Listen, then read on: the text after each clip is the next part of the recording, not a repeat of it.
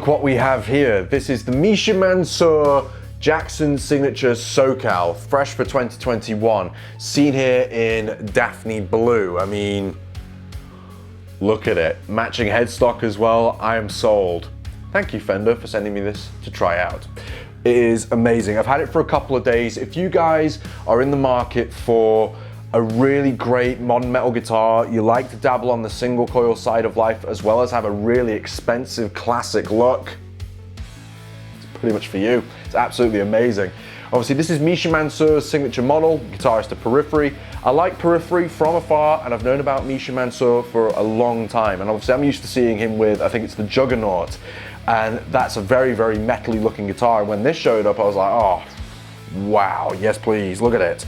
And I think a lot of other people are as well. And also a funny thing about this guitar as well, it doesn't have the signature on it. Let's take a look at the specifications. You have Goto locking tuners, a roasted maple neck and fingerboard. Not only a really, really great piece in terms of like stability and everything like that, but also what it sports is a 20-inch radius. I've never had a 20-inch radius on a guitar ever, and I've never really experienced it before either that I'm aware of, but I tell you what, it's super flat, which makes it the easiest thing to bend on ever. I mean, you can just push and not have to worry about anything buzzing or anything like that. It's super easy. 22 stainless steel jumbo frets. You have loom inlays on the side there that glow in the dark, which is really awesome. Thumb wheel truss rod adjustment down here. A basswood body. I don't know if you can hear that, but that is the sound of basswood body haters coming in droves.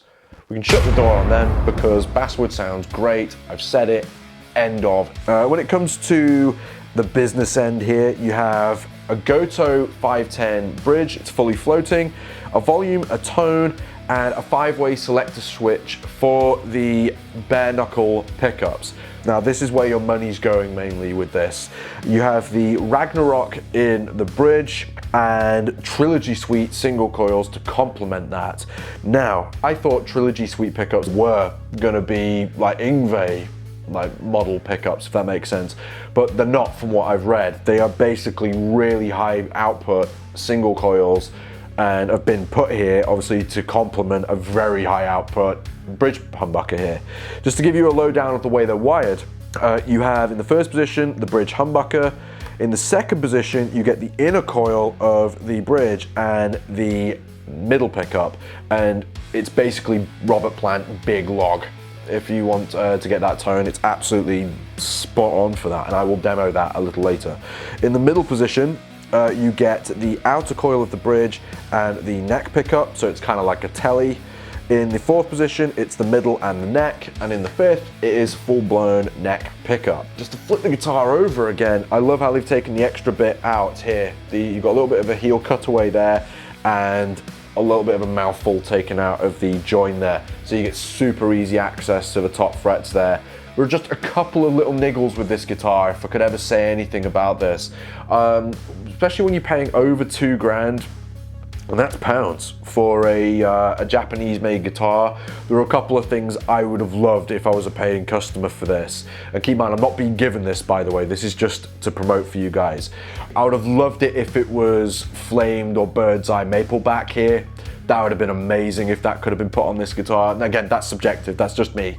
But also one little thing, and I think this is just a one-off, but if I was a paying customer, I'd be thinking, something that I didn't spot, in fact, but it was a tiny little bit of overspill of paint here on the headstock has gotten onto the nut a little bit, and as far as functionality is concerned, doesn't change a thing. But in terms of like overall finish, I think it was just someone at the Japanese factory was probably having a bad day.